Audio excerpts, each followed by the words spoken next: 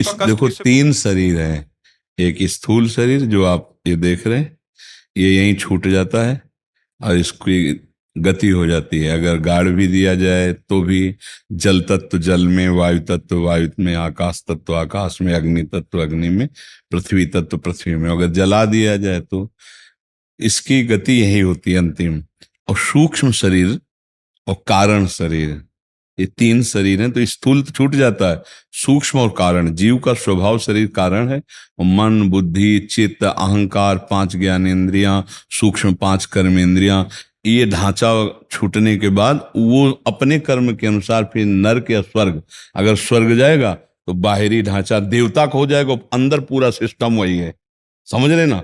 नरक जाएगा तो बाहरी ढांचा यातना देख हो जाएगा, अंदर पूरा सिस्टम वही, दुख सुख का भोग। ऐसे ही जैसे हम तुम्हें उदाहरण से बताते हैं कि जब आप स्थूल शरीर सैया में पड़ा होता है तो आप स्वप्न देखते हैं अच्छा या बुरा, तो ये शरीर तो पड़ा होता है, लेकिन अगर पिटाई हो रही तो कष्ट का अनुभव होता है ना, स्वप्न में भय लगता है ना।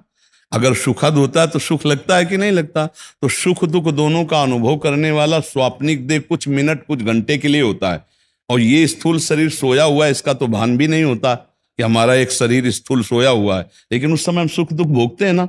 ठीक ऐसे शरीर छूटने के बाद वो नरक का दुख, स्वर्ग का सुख, या जैसा उसका कर्म उसके अनुसार दुख सुख उसको भोगना पड़ता है। समझ पा रहे हैं आप? इसीलिए हमें जीते जी ऐसी स्थिति करनी मन की कि भगवान में लग जाए तो दुख सुख से बच जाएगा। सावई मनः कृष्ण पदारविंदो, मन हमारा श्री कृष्ण चरणों में लग जाए, प्रियाजू के चरणों में लग जाए तो पाप पुण्य दोनों नष्ट हो जाएंगे, हम सदा आनंद में हो जाएंगे, सुख दुख से परे प्रसन्नता आनंद में, भगवदानंद में डूब जाएंगे। इसीलिए सत्संग किया जाता है, नाम जप किया जाता है, भगवान की लीला कथा गाई जाती सुनी जाती, जिससे हमारा मन भगवान में लग जाए।